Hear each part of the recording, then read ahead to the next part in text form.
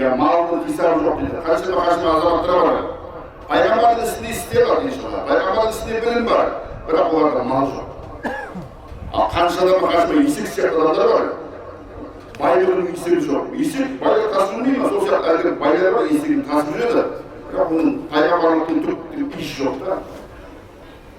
Bizlerin minnetimizni istiyoruz biz. Müslüman bo'lgandan keyin o'sha Oraz oyida o'zingiz bilasizlar, Ramazon Karim. Ko'p ayollar qasiyatli Ramazon deb qo'yadi. Yo'q, durust. Qasiyatli, qasirli. U o'zicha bo'ladi. Biroq ular bo'lsa, bu jomart Ramazon deydi. Masalan, men o'zimizga yaqinda qarab o'tirib, mana arab ellarida, Emiratda o'sha Oraz kezida 300 ming odam, 300 ming, 800 ming odam bashi iftar avlusuna deb ataydi. Avlusuna bilgin bular da sen Müslümansın, senin avuzda sen kafir demesi başkanın açma demek yok. Beğenli bir yeri var. Biz Allah'a aşkı bizde Kazakistan'da olsa da alıp bileceğiz buna. Kibir canavar, yolun boyunca duran adamlara, demesi prokter duran adamlara kibir var, sunular atıp, filik, fırması atıp, o maşallah nurun var. Yine de arkadaşlar, demek bizler Osmanlı silahta amallarda bundan da hemen küçük niye? Ülkede kanşıma adamlar var. Siz oraya gittiğiniz için müddetli adam dinle geliyor için meşgul namaz okunan gidiyorsunuz. Yok. Siz şimdi Ramazan Karim, Cumart Ramazan ayında aldığınızda yürüktü çıkar şimdi kılasınız. Meyil dindiği olsun, meyil dindiği olmasın. Şündür duran adam var. Bir kişi suyundan kolu bir finiktin nesi bastırılır kalır bir tabakta verseniz Allah da sol sizin isminiz bilen Cumart ayında, Cumart Ramazan ayında her gün kişilik geliyor mümkün. Saatte nemesi milyonda kaçına ağızda ayıplarsanız da sizden bir solih amalınız bile kaçmadan soğanlarınız arttan tağda geliyor. Sol sebep hürmet cemaat İslam'da bay bolu gerek biz.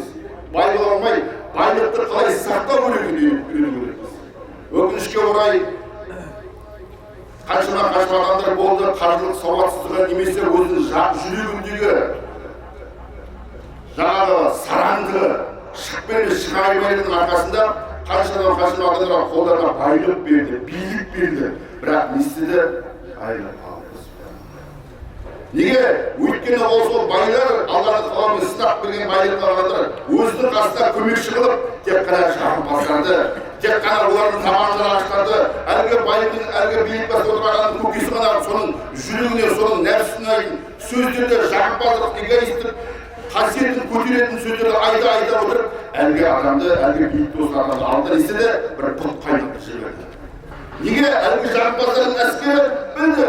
Осы бір пәлеші деген бастыққа, пәлеші деген басекенеге, пәлеші деген байға жақсы сөз айтса, нәпсісі соның тиыштандырса, көңілі қуаныштасақ деді, әлгі адам істей бастады, өзін астапы жер бетінде бір тапшыларға бар деді. Мұсылман адам не істеу керек? Мұсылман адам Allah'a şükür егер кімдердің сондай мүмкіншілігі болса, сіздер байлардың қасында. Ол кісілер мақтау да егер бұл. Мақтау деген жағымпаздық емес. Мақтау деген бізде жағымпаздық қосылып емес. Біздер соған деген сынды айта көрдік. Сын айту үшін не керек? Сын айту үшін жүрек керек. Батыл жүрек керек. Жүрек болмаса, қорқақ болса, тек қана жағымпаздықтан сөз білмейсің. Тек жағымпаздана береді. Пәлешен көңіл таба беру. Жоқ. Әлгі кісіге, әлгі биліктің басында, әлгі байлықтың басында адамызға, бауырым, дұрыс, нәсілден жақсы, Аллаға разы болсын, артырсын, бірақ онан басқа қосымша нәсілді істесек, тағы да жақсырақ болайын деп сын айта білсек, субханалла, қаншадан ұлы істеспей болады.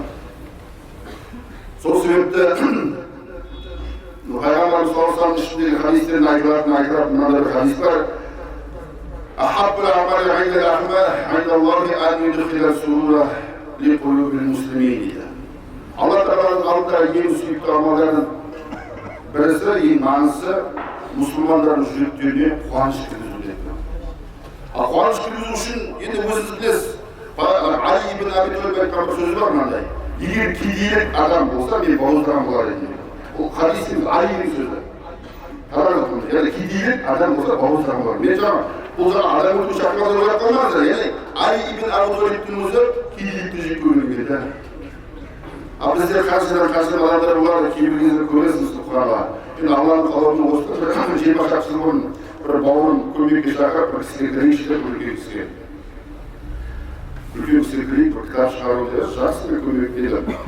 Мен алдына алып барды да еді әлгі кісілер кіргізушілер сіз сөйлеуші жақсы барайын бардық атын айтпаймын қазір әлгі кісі мақтанды енді астағы мақтанды енді жерге сыймады астағы налоговый правительство бізге қайынбайды біз айтамыз бізге правительство керек емес бізге мына кітап шығарып берсеңіз болды анау жыртылды мақтанды жерге сыймады аға сонда бір бақыр дейін да ана кітап шығаруға ешқандай көмегі де бермеді бірақ мақтанған кезде білмеймін енді қазақстан бойынша субханалла одан асқан бай сияқты көргендей болғанменен жаңа солай естастырылды біз кітап шығару үшін барып осындай керек кітаптарды бірақ бір бақыт енді неге өйткені жүрегінде сараңдық пен жаңа шықпен шыға беріп орын алып қалған мақтанды бірақ кейін ойлаймын сондай кісілерді алла тағала соған сәйкес бір сынағында азабын деп айтпаймыз сынағында соған сәйкес олардың дүниесін қайталады себебі неге өйткені ол хақын бермеді енді оған қоса қазіргі өмірден сала келтіретін болсақ араб елдерінде абдурахман ас-сумайи деген кісі болған марқұм болып кетті ол кісі 40-47 жылдарында енді аллаға шүкір әлгі кісі өзі мамандар врач болады бірақ врач болса да Африка елдеріне кедей елдеріне қаншама құдықтар қазып шығарады медресе салып береді мешіттер салып береді тіпті университет салып береді неге әлгі кісінің сондай ықыласы сондай мықты болғаны соншалық сол кездегі мына Саудияның королі Файсалы ол кісіге 750 миллион реал берген 750 миллион примерно 1,5 миллиард 2 миллиард доллар ғой енді 250 миллиард осындай сияқты үлкен сумма қазір тағы да бір көбейтті алла тағала әлгі кісіні жаңағы адамдарда байлықты ол кісі тапты врач болып отыр бірақ соған сәйкес бөліседі алла тағала оған жаңа сол кездегі тірі патшалардың жаңағы мұсылман деп ашқан соған сәйкес көмекке алып келді тіпті бір кісі бар әлгі кісінің сондай оған қосымша жанамат қойды хабибул фуқара дейді кедейлердің ең сүйікті адамы деген одан қарасаңыз қазір қандай кісі оның да сондай алла тағала сонда немен жаңағы бөліседі байлықпен оның аты жанамат дейміз ғой қосымшада әбул айтан дейді яғни жетімдердің әкесі дейді ол 700 балаға өкіл әке болған біздер қазір осында сыйламыз ба біреулерге қиын неге біз қараймыз дүние іздеген болсақ біздің осы ісімізді көріп тұр ма ей жақсы немесе осы ісімді мен басқалар біле ала ма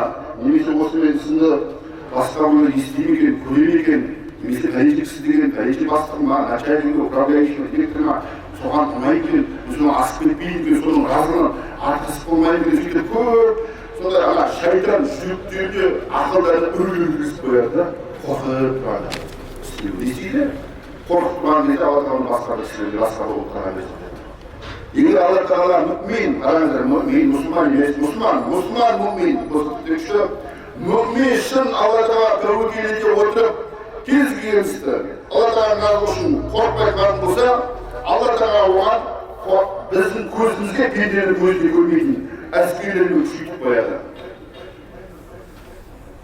әскерлерін күшейтіп қояды алла тағала ол кісіні сондай бір күшті қылып қояды ол кісіні сондай бір авторитет беріп қояды ол кісіні сондай басқаларына сүйіп кетіп қояды ал егер сіз қорқа бересіз ана пенденің мына пенденің разылығы ана пенденің көңілі мына алла тағала тәуекел етсең мына рамазан айында кәрим жомарт рамазан айында жомарт болсайшы бөлісейші берсейші жоқ қарау керекпіз анаға қарай берді соған сәйкес алла тағала сен жаңа дүниелік әртүрлі себеп-салдарға қарай берген сайын сен жүрегің соған байлай бер қолыңа көрінбейтін кісілерді сала бер ақыр соңында өзіңнің кабинетіне шықпайсың өзіңнің компанияңа шықпайсың өзіңнің служебный кабинетіне шықпайсың тырп ете алмай қаласың неге ана сен шайтан әртүрлі үрейлер жүрегіңіз санаңызға кіргізіп отыр сізді құл қылып тастады сол себепті сахабалардың жаңа әлгі жомарт сахабалардың сипаты қандай еді бисмилля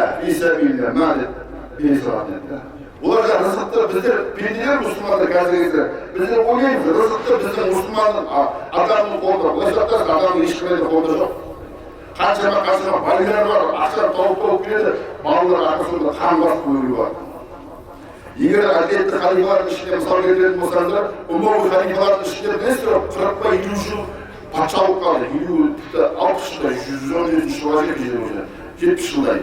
Бірақ соның ішінде кейбір халифалардың баласы дейді, әкелер билікке қараңыз, халифалардың баласы. Қазіргі мен президент есептеймін, халифа деген өзі білесіздер ғой. Византия империясы болды, сосын Рим империясы болсын, мұсылмандар империясы болды. Соның халифаны басқарған адамдардың балалары әкелер билікке қаңғырып қалған, қаңғырып. Ал кейбір әділетті халифалар болған, өздері аз ғана уақыт патшалық билік қылса да халифа қылса, олардың баласы 10 болсын, 12 болсын, ешқандай қарсылық көрмей, ешқандай кедейшілік көрмей, әке-шешелері әділетті, Алладан қорқатын, тақуадар халифа болғаннан кейін, олардың баласы соған деген жақсы өмір сүрді. Сол себепті құрметті жамағат, біздер Аллаға шүкір, бай болуды ислам мақтайды. Жаңағы аятта айтылғандай, онан басқа кейбір адамдар адамның жаңағы мұсылмандардың мысалы жаман жағын емес мұсылмандардың болған айып бар ол кезде. Мысалы менің де айыптарым бар, кемшіліктер болу заңды. Мен сіздерді айта алмаймын. Әрине менің кемшілігімді көрсеңдер көре берсін. Мен оларға айтпаймын ба? Адам екі түрі бар. Я шыбын, боқшымын астағфирулла. Я балағасы бар. Боқшымындар астағфирулла, шыбындар адамның сасы жағын дейді. Ал балағасы дейді, жақсы жағын дейді. Менің кемшілігім болу заңды, мен пендемін. Боқшым болған, немесе жаңағыдай сондай сасшым болсын, сасы жағын дейді берсін. Ал егер балағасы болып, менің де жақсы жағым болса, жақсы жағым болсын. Менің де жақсы жағым болатын болса, маған айтсын, менің де кемшілігім болса, менің көзіме айтсын. Сол себепті құрметті жамағат, біздер бір-біріміздің арамызда бай болуға шақыру керекпіз. Бай болудан қорықпау керекпіз. Мына кезінде кеңес идеологияның кезінде біздер солай тәрбиеледі, ақша жаман, ақша бір нәрсе, олай емес. Ол кеңес идеологияның сондай құлдық саясаты солай болды. Адамдар не барынша ақшаға дәрежеде көп білім білмесе, көп адамдар болса, құлдық саясаты ақшасын белгілі бір айырып қойған немесе жаңағы сол совет үкіметінде асырайды ғой деген құлдық санаймен отырған адамдарға бұл адамдар басқару оңай болды. Бірақ Аллаға шүкір кеңес үкіметі құлады, бірақ кеңес үкіметі құлағанмен де қаншама мыңдаған адамдар бар, мына санасындағы құлдық саясат әлі құлаған жоқ. Неге? Өйткені құлдық саясат дейді ол комфорт. Мына шыққысы келмейді. Құлдық саясат. Сол кездегі студенттермен, сол кездегі қорқыныштармен, сол кездегі көйлермен өмір сүреміз дейді. Тіпті мен жаңағы бөлісін, бейесі қымай қойсын. Тіпті ғұламалардың, ұстаздардың, дін жанашырлардың YouTube каналы болсын, Instagram болсын, қазіргі әлеуметтік публикациясын болсын, соның өзде тіпті болмаса басқармамызды қойып, сыйласқа сен қорқатты басқарма қойған. Ойбай, жұмыспен айырып шығамын. Не құлдық сана. Басқарма қой, бөліс, ұстаздардың каналдарына жазыл, басқа бір білмейтін бауырына, туысына жеткіз. Қаншама бауырларыңыз бар, туыстарыңыз бар, таныстарыңыз, жолдастарыңыз бар, олар әлі дінді білмейді. Тіпті кейбіреулер мысалы жақында бір кісілердің қажылық деген не деген сияқты көзге таңғалып отыр да. Енді Аллаға шүкір қажылық кейін бауырларымыз жоқ, 10-20 жүзіп тұрғандар бар ғой. Бірақ қажылық деген не деп әлі таңғалып отыр. Ол қоғамда бар ма? Бар. Тіпті жаңа байлық болу керек, бай зекет беру керек, беру керек. Бөлісу керек, бөлісу керек. Егер бөлсе не үшін? Оған дегенде жамағаттағы, үмметке, қоғамдағы кедейлер әлгі байларға деген дұшпандығы болмайды. Енді Алла Тағала сол себепті мына Рамазан айын бай болсаң бай бола бер, кім болсаң бола бер. Бірақ сен қарнының егер Аллаға иман келтірген болсаң, қарнының ашуы арқылы, асқазанда тамақтардың аз болу арқылы сен де бір кедейлердің дәрежесіне түсіп көрсеңші, Алла Тағала бізде осылай тәрбие айырып берді. Басқа айларды байларға бере алмайсың. Алла Тағала иман келтіріп берді, марғашалла, Аллаға шүкір, байларымыз да басқарып орында ұстасын. Бірақ оларға да бір кедейлердің күнделікті өмірін салты болған ашқылудың да дәрежесін түсін деп Алла Тағала осы Рамазан айында біздерді қасиетті айда біздерге беріп қойды. Ол үшін Аллаға сансыз шүкір болсын. Құрметті жамағат, әлде бұл бай болудың қалай пайдасы, қалай бай болу керек, қалай бай болғаннан байлықты ұстау керек. Байлықты ұстай отыра отырып, кіммен қалай бөлісу керек, жөнінде мәселелер айтатын болсақ, оған жарты сағат уақыт өтініш керек, өте артық етеді. وأقول قولي هذا أستغفر الله لي ولعامة المسلمين سبحانه وتعالى أشهد أن لا إله إلا الله وأتوب إليه. ربنا لا تجعلنا فتنة للقوم الظالمين ونجنا برحمتك من القوم الكافرين. اللهم أعز الإسلام والمسلمين وأذل الشرك والمشركين ودمر أعداءك وأعداء الدين من الكفرة والملحدين. اللهم إنك عفو كريم تحب العفو فاعف عنا. اللهم إنا نسألك الهدى والتقى والعفاف والغنى. ربنا هب لنا من أزواجنا وذرياتنا قرة أعين واجعلنا للمتقين إماما. اللهم أعز الإسلام والمسلمين وأذل الشرك والمشركين ودمر أعداءك وأعداء الدين.